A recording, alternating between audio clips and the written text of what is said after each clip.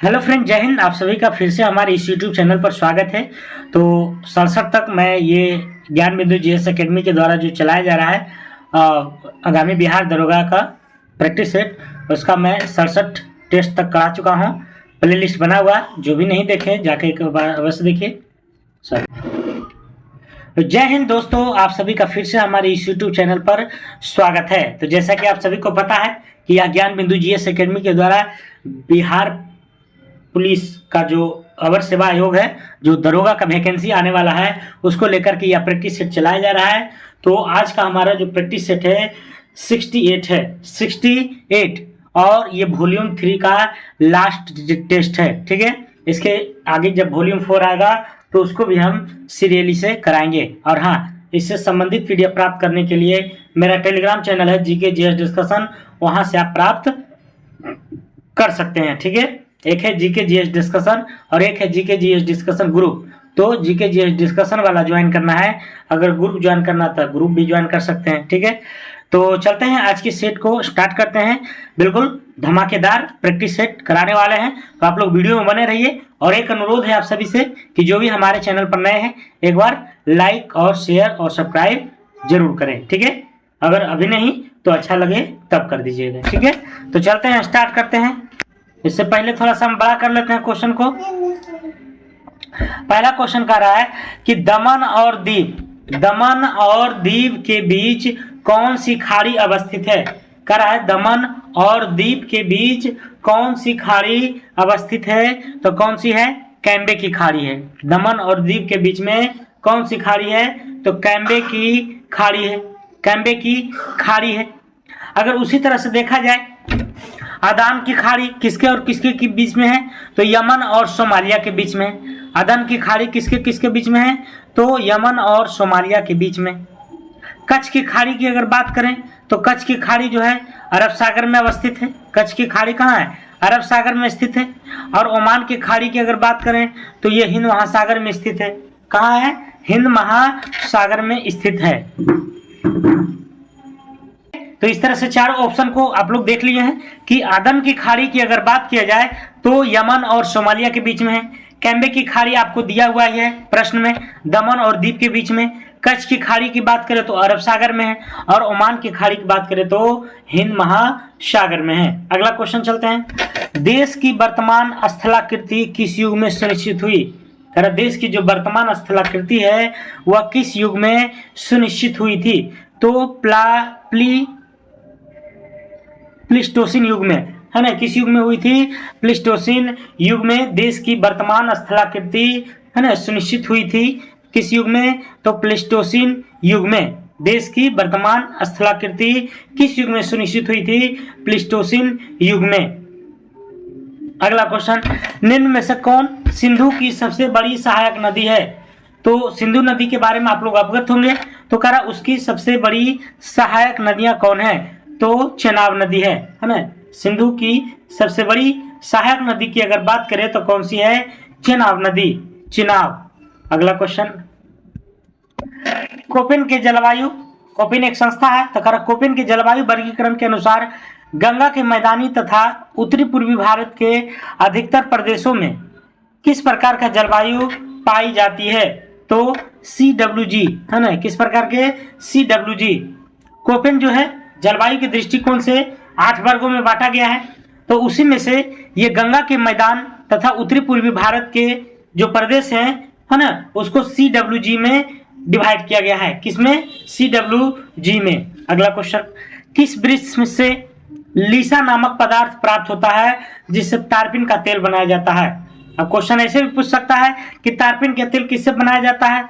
तो लीसा नामक पदार्थ से। अब कह रहा है कि लीसा नामक जो पदार्थ है वह किससे बनाया जाता है जिससे कि तारपीन तेल का भी निर्माण होता है? तो चीड़ से, है ना। चीड़ के वृक्ष जो होते हैं उससे जो है लीसा नामक पदार्थ लसलसा करता है, तो लीसा नामक पदार्थ प्राप्त होता है और उसी से तारपीन का प्राप्त किया जाता है। अगला क्वेश्चन, भारतीय भू चुंबकीय संस्थान कहाँ है? भारतीय भू चुंबकीय संस्थान की अगर बात करें तो मुंबई में है। कहाँ है? मुंबई में। अगला क्वेश्चन, केंद्रीय औद्योगिक सुरक्षा बल की स्थापना, केंद्रीय औद्योगिक सुरक्षा बल का मतलब है सीआईएसएफ, है ना, सीआईएसएफ की स्थापना कब हुआ था? तो सीआईएसएफ की स्थापना 1969 में। कब हुआ था? 1969 में, ठीक है। और एक होता है एनसीसी, है ना, एनसीसी भी कभी कभी पूछता है, तो इसकी स्थापना 1948 में हुई थी। अगला क्वेश्चन है जनरल बिपिन रावत, जनरल बिपिन रावत देश के प्रथम सीडीएस, देश के प्रथम सीडीएस, है ना, chief defence of staff, CDS के रूप में कब पद ग्रहण किए थे? तो 2019 में। कब किए थे? 2019 में, सॉरी 2020 में किए थे, है ना। घोषणा हुआ था 2019 में, लेकिन 20 में जो है पद को ग्रहण किए थे। तो जनरल बिपिन रावत प्रथम सीडीएस हैं, और वो जो सीडीएस के रूप में पद जो ग्रहण किए थे 2020 में, लेकिन घोषणा कब किया गया था? 2019 में। अगला क्वेश्चन, लिवरपूल इंग्लैंड में है, लिवरपूल इंग्लैंड में है, विश्व विरासत सूची में कब बाहर निकाला गया था? कारण लिवरपूल को विश्व विरासत सूची से कब बाहर फेंका गया था? तो इसके 2021 में। कब किया गया था? 2021 में। लिवरपूल इंग्लैंड में जो है उसको विश्व विरासत सूची से बाहर निकाल दिया गया है। तो ये कब निकाला गया था? 2021 में। अगला क्वेश्चन, विक्टोरिया मेमोरियल कोलकाता पश्चिम बंगाल, है ना। विक्टोरिया जो मेमोरियल है वह कोलकाता में है, और कोलकाता कहाँ पड़ता है? पश्चिम बंगाल में। तो इसका डिजाइन किसने तैयार किया था? विक्टोरिया मेमोरियल कोलकाता में है, तो इसके डिजाइन के बारे में पूछा जा रहा है कि इसका डिजाइन जो है किसने तैयार किया था? तो डब्ल्यू इमर्सन ने। विक्टोरिया पैलेस की जो डिजाइन का तैयार करने वाला व्यक्ति का नाम है डब्ल्यू इमर्सन। क्या नाम है जी? W Emerson. Victoria Memorial Kolkata में है, जिसका तैयार किसने किया था? डिजाइन डब्ल्यू इमर्सन ने, डब्ल्यू इमर्सन ने। अगला क्वेश्चन, सांची का स्तूप को यूनेस्को सूची में कब शामिल किया गया है? कारण सांची के जो स्तूप है ये कहाँ है? तो मध्य प्रदेश में है। कहाँ है? मध्य प्रदेश में है। तो सांची के स्तूप को यूनेस्को के विश्व विरासत सूची में कब शामिल किया गया था, ये पूछा जा रहा है। तो 1989 में, 1989 में, 1989 में सांची के स्तूप को यूनेस्को को विश्व विरासत सूची में रखा गया। कब? 1989 में। विश्व पर्वत दिवस कब मनाया जाता है? विश्व पर्वत दिवस तो 11 दिसंबर को। विश्व पर्वत दिवस की अगर बात करें तो कब मनाया जाता है? 11 दिसंबर को, 11 दिसंबर को विश्व पर्वत दिवस। अगला क्वेश्चन, बांकली बांध नहर परियोजना का स्रोत कौन सी नदी है? बांकली बांध नहर परियोजना का स्रोत कौन सी नदी है? तो बांकली बांध नहर परियोजना जो है कौन सी नदी है? तो इसका उत्तर बताना है। इसका जो हो जाएगा आपको सुक्री नदी। क्या हो जाएगा? सुक्री नदी। अगला क्वेश्चन, किस विधि के द्वारा जापान व फिलीपींस में, किस विधि के द्वारा जापान और फिलीपींस में चावल का उत्पादन किया जाता है? मतलब कौन से सिस्टम के तहत, कौन सी विधि अपनाया जाता है जहां चावल का उत्पादन जापान और फिलीपींस में होता है? तो कौन सी विधि है उसका नाम बताना है। डपोग विधि। कौन सी विधि है? डपोग विधि। डपोग विधि। धान की खेती जो होती है वह किस विधि से होती है? तो सीरी विधि से। किस विधि से? सीरी विधि से। लेकिन जापान और फिलीपींस से डपोग विधि से। रेनगन विधि की अगर बात करें तो यह जो है एक सिंचाई का जो है एक विधि है ना। रेनगन विधि सिंचाई का एक विधि है, जिसमें देखते होंगे कि पूरे खेत में जो है पाइप बिछा हुआ रहता है और उसको आवश्यकता अनुसार पानी छोड़ करके उसे फुहारा के माध्यम से, है ना, दिया जाता है। तो रेन मतलब क्या होता है? वर्षा। तो वर्षा की तरह जो है नीचे आता है और वह जो है पत्ती के साथ साथ उसका जमीन भी स्तर भी भीग जाता है, ठीक है। तो उसको रेनगन विधि कहते हैं, ठीक है। अगला क्वेश्चन, डोलामाइट खनिज किसका मिश्रण है? डोलामाइट खनिज वह किसका मिश्रण है? तो चूना पत्थर व मैग्नीशियम के। किसका है? चूना पत्थर व मैग्नीशियम के। डोलामाइट खनिज किसका मिश्रण है? तो जो चूना पत्थर व मैग्नीशियम के। अगला क्वेश्चन, तो जो भी हमारे वीडियो को देख रहे हैं पूरा देखने की कोशिश कीजिए। जब तक पूरी काम नहीं कीजिएगा जब तक आपको सफलता हासिल नहीं होने वाला है। और इसका पीडीएफ मेरा टेलीग्राम चैनल पर चला जाता है। कह स्वामी विवेकानंद हवाई अड्डा कहाँ स्थित है? तो स्वामी विवेकानंद हवाई अड्डा की बात करें तो रायपुर में है। और रायपुर कहाँ है? तो छत्तीसगढ़ में। रायपुर छत्तीसगढ़ में है। स्वामी विवेकानंद हवाई अड्डा कहाँ स्थित है? रायपुर में। कहाँ है? रायपुर में। स्वामी विवेकानंद हवाई अड्डा कहाँ है? रायपुर में। प्रशांत सुनामी चेतावनी प्रणाली की स्थापना कब की गई? प्रशांत सुनामी इसका नाम है। प्रशांत सुनामी चेतावनी प्रणाली की स्थापना कब की गई थी? तो इसका 1998 में 1998 में प्रशांत सुनामी चेतावनी प्रणाली की स्थापना कब की गई थी? 1998 में। हाल ही में किस राज्य में देश की पहली मोहल्ला लोक अदालत की शुरुआत हुई है? कौन सा ऐसा राज्य है जहां देश की पहली मोहल्ला लोक अदालत का अर्थ ये हुआ है कि वहां मोहल्ले में जा करके जो है सरकार के व्यक्तियों के द्वारा है ना छोटे मोटे लड़ाइयों को निष्पादन किया जाता है लोक अदालत लगा करके। तो ऐसे जो काम किया गया है वह कहाँ किया गया है ये पूछ रहा है। तो छत्तीसगढ़ में। कहाँ किया गया है? छत्तीसगढ़ में। किस राज्य में देश की पहली मोहल्ला लोक अदालत की शुरुआत हुई है? तो छत्तीसगढ़ में। अगला क्वेश्चन। वर्ष 2006 के बाद राष्ट्रीय आपदा प्रबंधन प्राधिकरण द्वारा चक्रवात के चरणों के पहचान हेतु रंगीन कोडों का प्रयोग किया जाता है। इनमें से कौन सा सत्य है? 2006 के बाद राष्ट्रीय आपदा प्रबंधन है ना, राष्ट्रीय आपदा प्रबंधन जैसे हो ना रेड लिस्ट है ना, ग्रीन लिस्ट है ना जारी किया जाता है। जैसे रेड जोन में आ रहा है, ग्रीन जोन में आ रहा है ना। तो इस तरह जो है कलर जो 2006 के बाद राष्ट्रीय आपदा प्रबंधन प्राधिकरण द्वारा चक्रवात के चरणों के पहचान है। तो चक्रवात है ना, जो चक्रवात आती है उसी को पहचान करने के लिए रंगीन कोड का प्रयोग किया जाता है। तो इनमें से कौन सा सत्य है? जैसे अलर्ट देगा तो कौन सा कोड रहेगा, चेतावनी देगा तो कौन सा कोड रहेगा, है ना, ये सब में बताना है। चक्रवात अलर्ट पीला, ये गलत बात है ना, ऐसा नहीं है ना। इनमें से कौन सा सत्य है ये छटना है। नहीं, ये सही है ना। चक्रवात अलर्ट जो है ये पीला को डिनोट करता है। चक्रवात अलर्ट मतलब पीला बत्ती जल गया, समझ जाइए कि चक्रवात अलर्ट हो रहा है। चक्रवात चेतावनी अगर देखा जाए तो नारंगी हो जाएगा, नारंगी। चक्रवात चेतावनी नारंगी, चक्रवात अलर्ट पीला और पोस्ट लैंडफॉल आउटलुक लाल हो जाएगा। पोस्ट लैंडफॉल आउटलुक क्या हो जाएगा? लाल हो जाएगा। तो इनमें से सभी जो है क्या है? बिल्कुल सही है। तो चक्रवात अलर्ट होगा पीला रंग, चक्रवात अलर्ट कौन रंग? पीला रंग। और चेतावनी देगा तो नारंगी रंग, पोस्ट लैंडफॉल आउटलुक लाल रंग। तो इस तरह से इसका जो है कोडिंग है। अगला क्वेश्चन, वर्ष 2023 के लिए कितने लोगों को पद्म पुरस्कार देने की घोषणा किया गया है? कितने लोगों को दिया गया है? तो 106 लोगों को। कितने लोगों को? 106। 2023 के लिए कितने लोगों को पद्म पुरस्कार देने की घोषणा किया गया है? 106। कितना? 106। अगला क्वेश्चन, कांग्रेस एवं मुस्लिम लीग के बीच वैमनस्य का कालखंड था। वैमनस्य मतलब दुश्मनी का है ना, मतलब दोनों में जो है कुछ ठीक ठाक नहीं चल रहा था। तो कांग्रेस एवं मुस्लिम लीग के बीच वैमनस्य का काल खंड क्या रहा था? तो 1916 से 1924 के बीच में। 1916 से 1924 के बीच में जो है कांग्रेस और मुस्लिम लीग के बीच में वैमनस्य का काल माना जाता है, दुश्मनी का काल माना जाता है। किस अधिनियम में केंद्रीय बजट को राज्य के बजट से अलग कर दिया गया? केंद्रीय बजट अलग होता है, राज्य के बजट अलग होता है, लेकिन पहले जो है दोनों एक ही होता था। तो इसको किस अधिनियम के तहत केंद्रीय बजट को राज्य के बजट से अलग कर दिया गया है? 1919 से, है ना। 1919 के अधिनियम के द्वारा केंद्रीय बजट को राज्य के बजट से क्या किया है? तो अलग कर दिया गया है।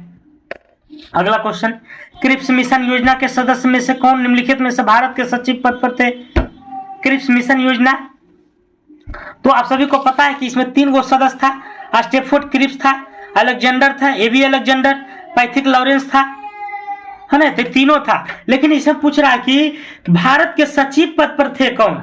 सचिव के पद पर कौन थे? तो सचिव के पद पर देखा जाए तो पैथिक लॉरेंस थे। कौन थे? Pethick Lawrence, Pethick Lawrence. अगला क्वेश्चन, किसने कहा था कि प्रस्तावना संविधान का सबसे सम्मानित भाग है? प्रस्तावना प्रियम्बल जिसको कहते हैं। तो कह रहे किसने कहा था कि प्रस्तावना संविधान का सबसे सम्मानित भाग है? तो ये किसने कहा था? ये कहे थे आपको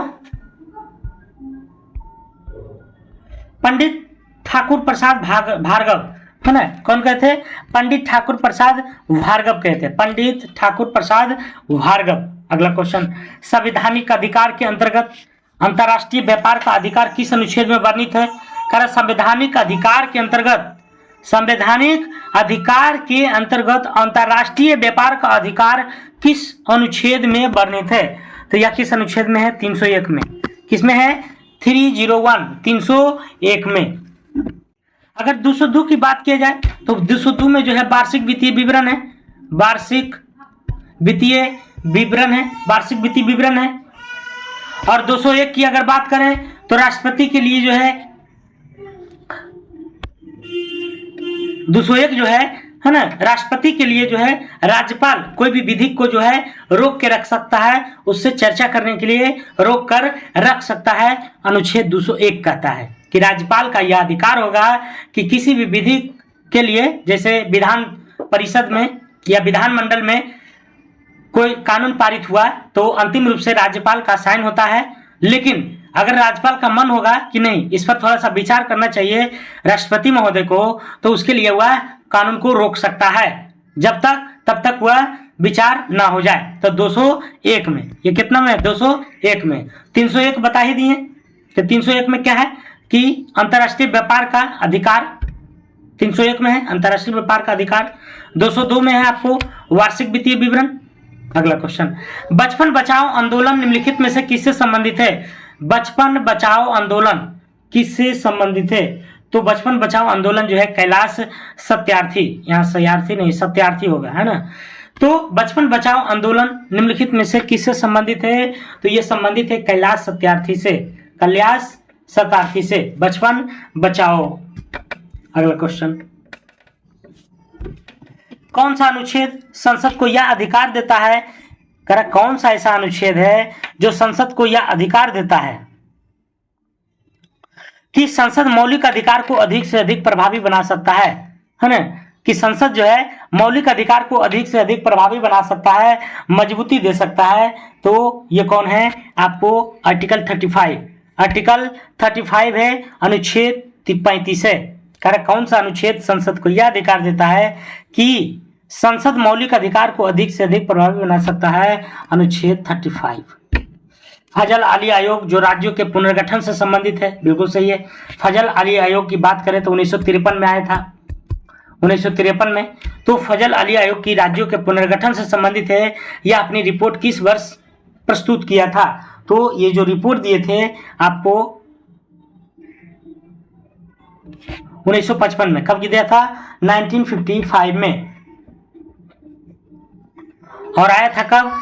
1953 में, यानी कि 2 साल के बाद जो है ये अपना रिपोर्ट सौंपी थी फजल अली आयोग, जो किससे संबंधित है? तो राज्य पुनर्गठन आयोग से।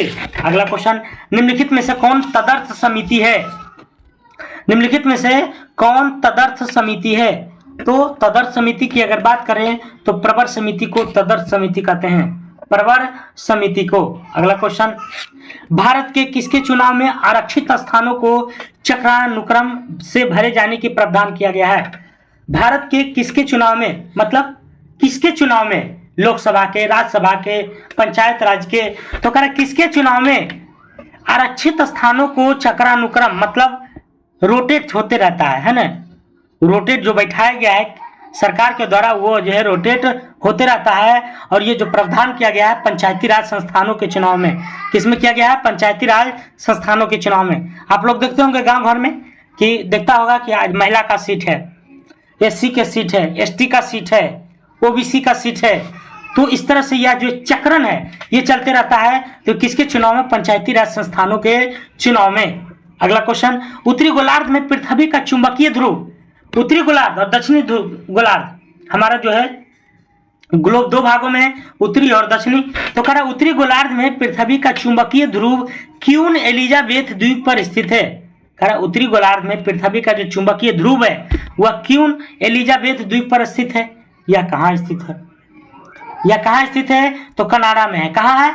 कनाडा में। करा उत्तरी गोलार्ध में पृथ्वी का चुंबकीय ध्रुव क्यों एलिजाबेथ द्वीप पर स्थित है? यह कहाँ है? तो कनाडा में है। निम्न में से किसे प्रदीप्त वृत्त कहा जाता है? तो प्रदीप्त वृत्त किसे कहा जाता है? तो प्रदीप्त वृत्त की अगर बात किया जाए तो ये दिन तथा रात को विभाजित करने वाला वृत्त कहलाता है। दिन तथा रात को विभाजित करने वाला वृत्त कहलाता है। प्रदीप्त वृत्त कहा जाता है किसको? तो दिन तथा रात को विभाजित करने वाला वृत्त को। अगला क्वेश्चन, सूची एक को सूची दो से मिलाना है। एक तरफ है विश्व के प्रमुख ज्वालामुखी है और दूसरी तरफ देश है। मतलब कौन सी ज्वालामुखी किस देश में? तो माउंट हुड की अगर बात करें तो फिलीपींस। माउंट हुड की बात करें तो फिलीपींस ही होगा। सबनकाया अमेरिका में होगा। किनावालू पेरू में होगा। माउंट पिनाटुबो मलेशिया में होगा। तो ये सभी जो है क्या है, एक सिरे से क्या है, मिलान बिल्कुल सही है। माउंट हुड कहाँ है? फिलीपींस में। सबनकाया अमेरिका में। किनाबालू पेरू में। माउंट पिनाटुबो मलेशिया में। तो इस तरह से आंसर इसका ए नंबर हो जाएगा। अगला क्वेश्चन, हाल ही में one earth one health advantage health care India 2013-23 के छठे संस्करण का उद्घाटन किसने किया है? तो इसका जो उद्घाटन किया है कोई और नहीं, प्रधानमंत्री जी ने। किसने किया है? प्रधानमंत्री जी ने। हाल ही में one earth one health advantage health care India 2023 के छठे संस्करण का उद्घाटन किसने किया है? तो प्रधानमंत्री ने। अगला क्वेश्चन, हाल ही में भारत ने किस देश के साथ जल प्रबंधन में अपनी तकनीकी वैज्ञानिक और प्रबंधन क्षमताओं को मजबूत करने के लिए समझौता ज्ञापन पर हस्ताक्षर किया है? भारत ने किस देश के साथ जल प्रबंधन में अपनी तकनीकी वैज्ञानिक और प्रबंधन क्षमताओं में मजबूत करने के लिए समझौता ज्ञापन पर हस्ताक्षर किया है? तो ये क्या हो जाएगा? ये हो जाएगा आपको हंगरी, है ना। किससे किया है? हंगरी से ये वार्तालाप किया गया है। अगला क्वेश्चन, हाल ही में G20 मेगा बीच क्लीनअप अभियान का आयोजन कहाँ किया गया, है ना। G20 मेगा बीच क्लीनअप का जो उद्घाटन हुआ मुंबई में। कहाँ हुआ है? मुंबई में। अगला क्वेश्चन, 18 मई 2023 को भारत सरकार द्वारा मोचा से प्रभावित म्यांमार के लोगों के लिए मानवीय सहायता प्रदान करने के अभियान को क्या नाम दिया गया है? 18 मई 2023 को भारत सरकार द्वारा मोचा से प्रभावित म्यांमार के लोगों के लिए मानवीय सहायता प्रदान करने के अभियान को क्या नाम है? तो क्या नाम है? ऑपरेशन करुणा। ऑपरेशन करुणा। ऐसे भी पूछ सकता है कि ऑपरेशन करुणा संबंधित है किससे? तो मोचा से प्रभावित म्यांमार के लोगों के लिए मानवीय सहायता के लिए। अंटार्कटिका महाद्वीप पर पहुंचने वाली प्रथम महिला कौन है? अंटार्कटिका महाद्वीप पर पहुंचने वाला प्रथम महिला कौन है? रिचर्ड वास। अंटार्कटिका महाद्वीप पर पहुंचने वाला प्रथम महिला कौन है? रिचर्ड वास। अगला क्वेश्चन, भारत के पहले वैदिक थीम पार्क का उद्घाटन उत्तर प्रदेश के मुख्यमंत्री ने किस शहर में किया? भारत के पहले वैदिक थीम पार्क का उद्घाटन उत्तर प्रदेश के मुख्यमंत्री ने किस शहर में किया है? तो यह किस शहर में किया गया है? नोएडा में। कहाँ किया गया है? नोएडा में। भारत का एशिया का सबसे बड़ा sea food show India international sea food कहाँ संपन्न हुआ था? तो ये संपन्न कहाँ हुआ है? ये हुआ है कोलकाता में। कहाँ हुआ है? कोलकाता में। एशिया का सबसे बड़ा sea food show India international sea food कहाँ संपन्न हुआ? कोलकाता में। अगला क्वेश्चन, प्रधानमंत्री मोदी कहां पर 16 फरवरी 2023 को जल जन अभियान का वर्चुअली उद्घाटन किया गया है? तो वर्चुअली उद्घाटन जो किया गया है आपको आबू रोड सिरोही राजस्थान में। आबू रोड सिरोही राजस्थान में। अगला क्वेश्चन, केंद्रीय मंत्रिमंडल ने वाइब्रेंट विलेज प्रोग्राम को मंजूरी कब प्रदान किया है? तो ये जो है किया गया था 1 फरवरी 2023 को। 1 फरवरी 2023 को केंद्रीय मंत्रिमंडल ने वाइब्रेंट विलेज प्रोग्राम को मंजूरी कब प्रदान किया? 1 फरवरी 2023 में। अगला क्वेश्चन, 43वीं राष्ट्रीय मास्टर्स एथलेटिक्स चैंपियनशिप में बिहार के किस खिलाड़ी ने स्वर्ण पदक जीता है? 43वीं राष्ट्रीय मास्टर्स एथलेटिक्स चैंपियनशिप में बिहार के किस खिलाड़ी ने स्वर्ण पदक को जीता है? तो किस पदक ने जीता है? अंजू कुमारी ने। किसने जीता है? अंजू कुमारी ने। अगला क्वेश्चन, भारत सरकार द्वारा 13 फरवरी 2023 को अनाधिकृत कोयला खनन गतिविधियों की सूचना के लिए लॉन्च किए गए मोबाइल ऐप को क्या नाम है? तो इस मोबाइल ऐप का नाम है खनन प्रहरी। प्रहरी करेगा, है ना, कि कौन जो है अवैध रूप से खनन कर रहा है। तो ये भारत सरकार द्वारा 13 फरवरी 2023 को अनाधिकृत रूप से कोयला खनन गतिविधियों की सूचना के लिए लॉन्च किए गए मोबाइल ऐप का क्या नाम है? खनन प्रहरी। तो कहीं भी आपके नज़र में अगर कोयला का खनन अवैध रूप से किया जा रहा है तो आप इस ऐप के माध्यम से सरकार को सूचना दे सकते हैं। अगला क्वेश्चन, फरवरी 2023 में आयोजित अमृत पैक्स 2023 संबंधित है। तो अमृत पैक्स 2023 किससे संबंधित है? डाक टिकटों का 5 दिवसीय महाकुंभ से। डाक टिकटों का 5 दिवसीय महाकुंभ से। फरवरी 2023 में आयोजित अमृत पैक्स 2023 संबंधित है किससे? तो डाक टिकटों का 5 दिवसीय महाकुंभ से। अगला क्वेश्चन, हाल ही में केंद्रीय जांच ब्यूरो निदेशक के रूप में किसे नियुक्त किया गया है? हाल ही में केंद्रीय जांच ब्यूरो, जिसको सीबीआई कहते हैं, सेंट्रल ब्यूरो ऑफ इन्वेस्टिगेशन, तो केंद्रीय जांच ब्यूरो निदेशक के रूप में किसे, डायरेक्टर के रूप में किसे नियुक्त किया गया है? तो इसका जो डायरेक्टर है आपको परवीन सूद हैं, जो कि ऑप्शन में नहीं है, तो ऑप्शन गलत है ना, आप लोग नोट कीजिएगा, परवीन सूद,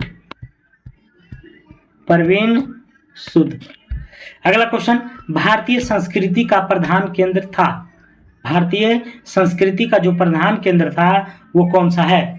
तो ये कंबोज। कौन है? कंबोज। भारतीय संस्कृति का प्रधान केंद्र कौन था? तो कंबोज। अगला क्वेश्चन, भारत में हर साल राष्ट्रीय प्रसारण दिवस कब मनाया जाता है? भारत में हर साल प्रसारण दिवस मनाया जाता है, तो कब मनाया जाता है ये बताना है। तो 23 जुलाई को। कब मनाया जाता है? 23 जुलाई को। इस साल प्रतिष्ठित 41वें लोकमान्य तिलक राष्ट्रीय पुरस्कार से किसे सम्मानित किया जाएगा? तो 41वें जो लोकमान्य है ना, उससे किस पुरस्कार से उसे किसे सम्मानित किया जाएगा? तो किसको सम्मानित किया जाएगा? अजय बंगा को। किसको? अजय बंगा को। अजय बंगा को। रंजीत प्रताप द्वारा लिखित एज द व्हील टर्न्स नामक पुस्तक के विमोचन किसने किया है? तो इसका जो पुस्तक का विमोचन किया था ये ओम बिरला। किसने किया है? ओम बिरला ने। रंजीत प्रताप द्वारा लिखित एज द व्हील टर्न्स नामक पुस्तक का विमोचन किसने किया? ओम बिरला।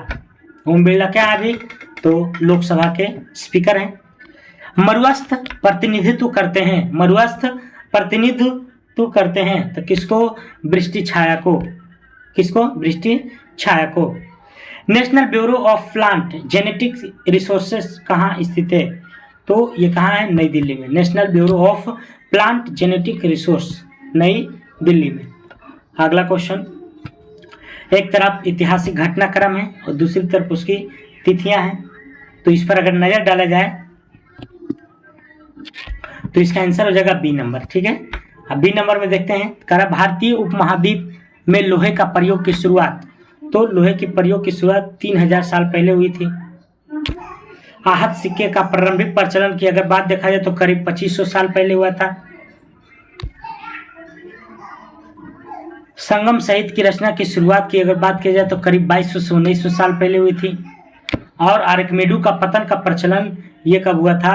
तो करीब 2300 साल पहले। ठीक है, तो इस तरह से इसका आंसर बी नंबर है। ठीक है, अगला क्वेश्चन,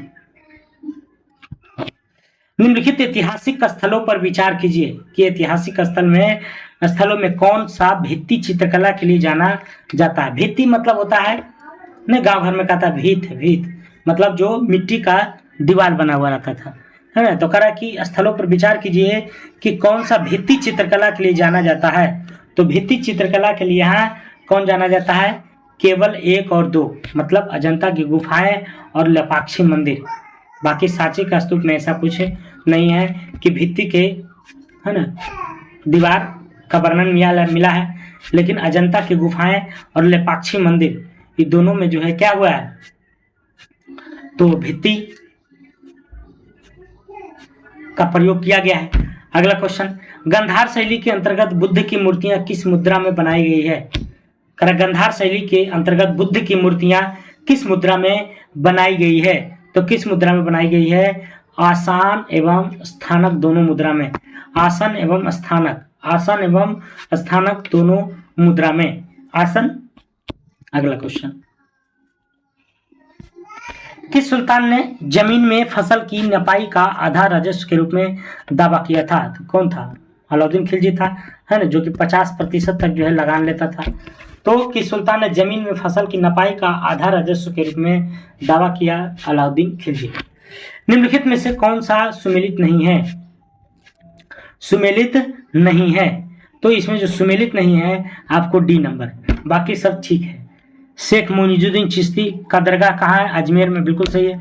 शेख बुरहानुद्दीन गरीब का दौलताबाद में, भी सही है। शेख मोहम्मद हुसैना का गुलबर्गा में है, और शेख निजामुद्दीन औलिया का मुल्तान में नहीं है। ठीक है, मुल्तान में नहीं है, बल्कि कहाँ है? तो दिल्ली में है। कहाँ? दिल्ली में। अगला क्वेश्चन, निम्नलिखित विदेश यात्रियों में से किसने भारत के हीरो और हीरे की खदानों की विस्तृत रूप से चर्चा किया है? विदेशी यात्रियों में से किसने भारत के हीरो और हीरे की खदानों की विस्तृत रूप से चर्चा किया है? तो ये किसने किया है? जॉन बैप्टिस्ट, है ना, जॉन बैप्टिस्ट टेवर्नियर। किसने किया है? जॉन बैप्टिस्ट टेवर्नियर ने। अगला क्वेश्चन, वेटन वुड्स सम्मेलन किस वर्ष हुआ था?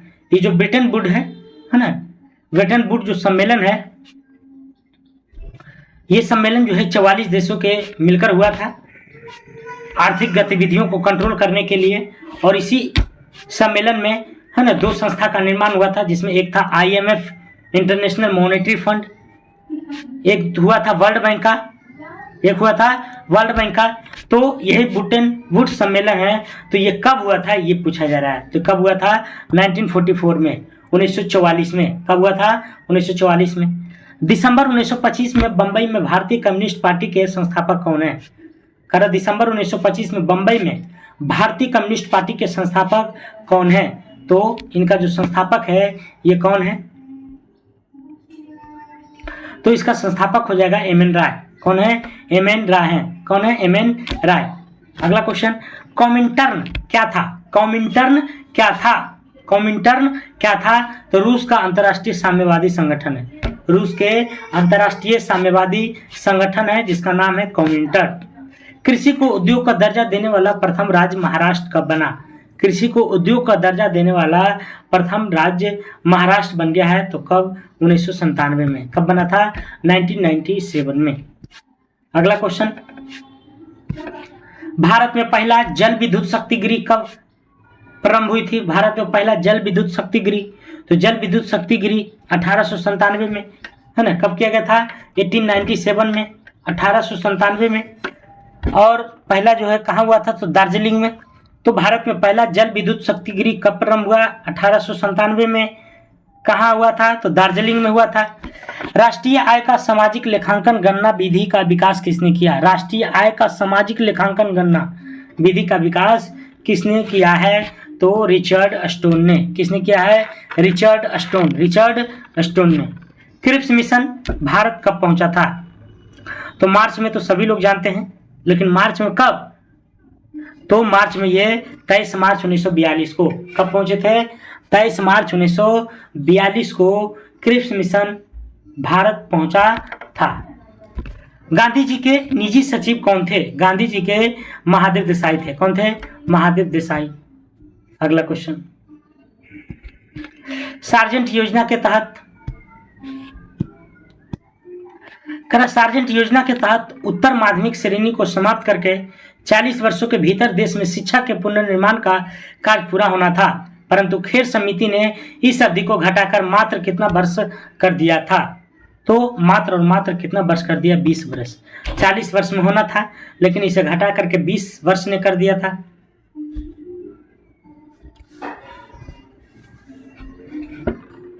ये जो योजना है सार्जेंट योजना, ये जो है 1945 में आया था सार्जेंट योजना।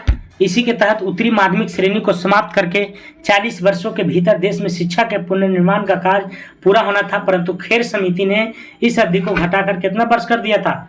20 वर्ष, मतलब आधा कर दिया। कौन पाश्चात्य शिक्षा के समर्थक नहीं थे? तो पाश्चात्य शिक्षा मतलब पश्चिमी क्षेत्र की शिक्षा, ब्रिटिश की शिक्षा के समर्थक नहीं थे। तो एसटी प्रिसेंट जो है ये पश्चिमी शिक्षा के, है ना, समर्थक नहीं थे। पेरेस्ट्रोइका पुनर्गठन तथा ग्लासनोस्त की अवधारणा किसने पेश किया है? तो इसकी जो अवधारणा है वह किसने पेश की? Mikhail Gorbachev. मिखाइल होगा, है ना, मिखाइल गोर्बाचोव। पेरेस्ट्रोइका पुनर्गठन तथा ग्लासनोस्त यानी खुलापन की अवधारणा जो पेश किया था मिसाइल गोर्बाचोव।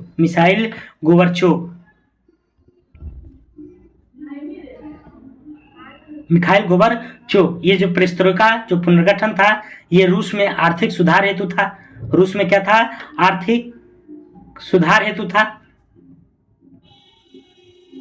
अगला क्वेश्चन, अर्थशास्त्र में मैक्रो और माइक्रो शब्द का प्रयोग कब किया गया?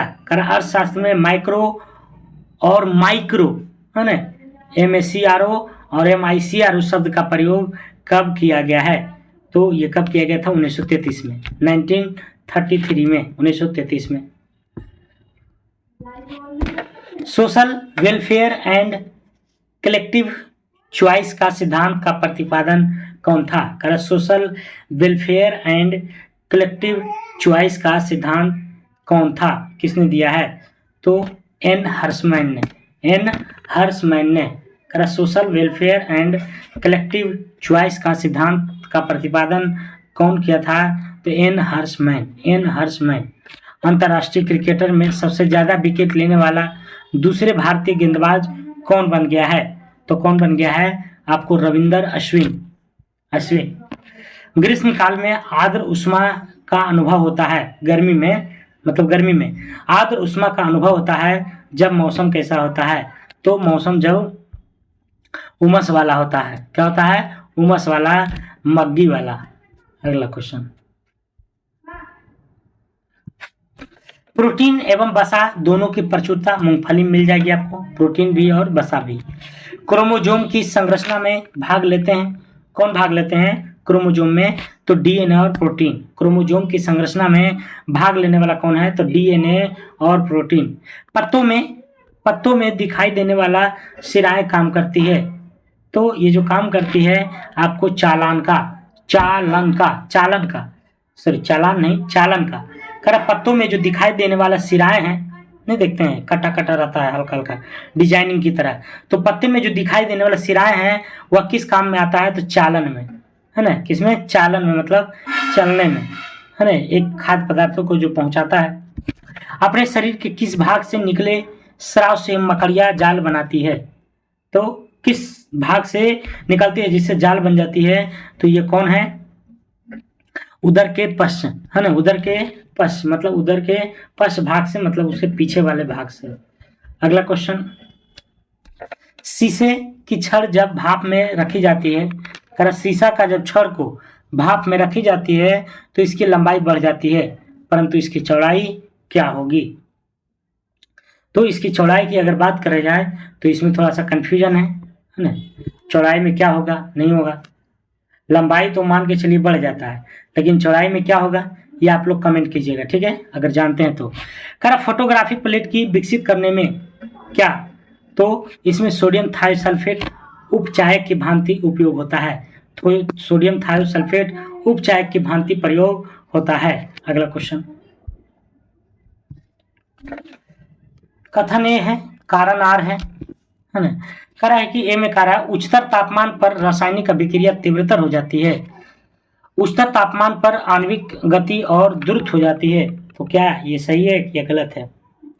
तो ए और दोनों बिल्कुल क्या है, सही है, और आर एक ही सही स्पष्टीकरण देता है। फिर से क्वेश्चन को समझना चाहेंगे। उच्चतर तापमान पर रासायनिक अभिक्रिया तीव्रतर हो जाती है, बिल्कुल सही बात है। और उच्चतर तापमान पर आणविक गति और द्रुत हो जाती है, ये भी सही बात है।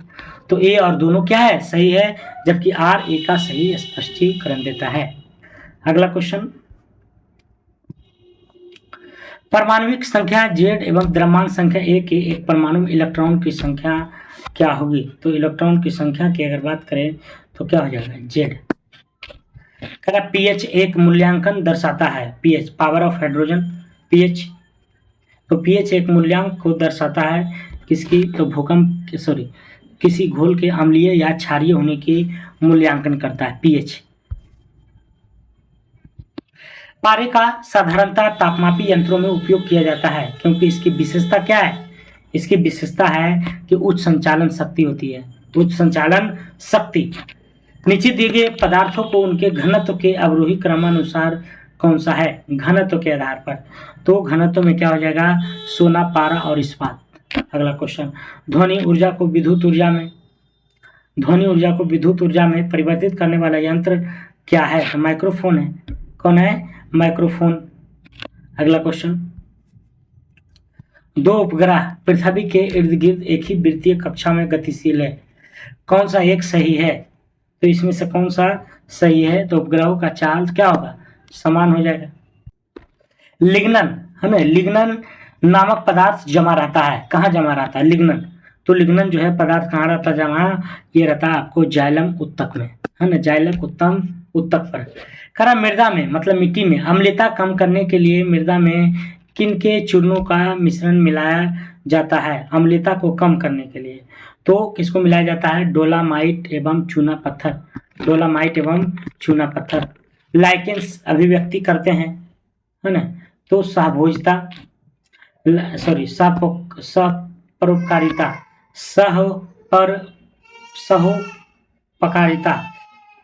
सहपरोपकारिता, है ना। लाइकेंस अभिव्यक्त करते हैं सहोपकारिता, गलत लिखा हुआ है ना, मेरा लैंग्वेज गड़बड़ा रहा है। लाइकेंस अभिव्यक्त करता है सपरोपकारिता, ठीक है। कार्टेजेना प्रोटोकॉल का संबंध किससे है? कार्टेजेना प्रोटोकॉल तो जैव सुरक्षा समझौता से, कार्टेजेना। अगला क्वेश्चन, एड्स रोग में प्रयोग की जाने वाली महत्वपूर्ण दवा कौन सी है? तो एड्स में कौन सा? इनमें से सभी, जैसे एजीडटी, ट्रिपल ड्रग थेरेपी, जीडोव्यूडाइन। अगला क्वेश्चन, निम्नलिखित में से कौन सा एक सुमेलित नहीं है? तो सुमेलित नहीं है। डेसिबल की बात करें तो ध्वनि की प्रबलता की इकाई है। अश्वशक्ति शक्ति की इकाई है, सही बात है। समुद्र मील नौसंचालकों में दूरी की इकाई है, ये भी सही बात है। लेकिन सेल्सियस जो है ये ऊष्मा की इकाई नहीं है, सेल्सियस ऊष्मा की इकाई नहीं है। अगला क्वेश्चन, जब कुएं से पानी की बाल्टी के ऊपर खींचते हैं तो हमें महसूस होता है कि बाल्टी क्या होगा? तो पानी की सतह से ऊपर भारी हो जाती है। कॉर्क निम्नलिखित में से किस पेड़ से प्राप्त किए जाते हैं? तो ये आपको क्वेकर्स से, किससे? क्वेकर्स से। तो आज के लिए इतने ही दोस्तों, है ना। बाकी 5 क्वेश्चन है, आप लोग इसे बनाने की कोशिश कीजिएगा। तो और पीडीएफ कैसा लगा है, सॉरी क्लास कैसा लगा है जरूर बताइएगा, ठीक है। और शेयर सब्सक्राइब जरूर कीजिएगा मेरे चैनल को, ताकि हमारे मनोबल बरकरार रहे। इतना ही, जय हिंद जय भारत।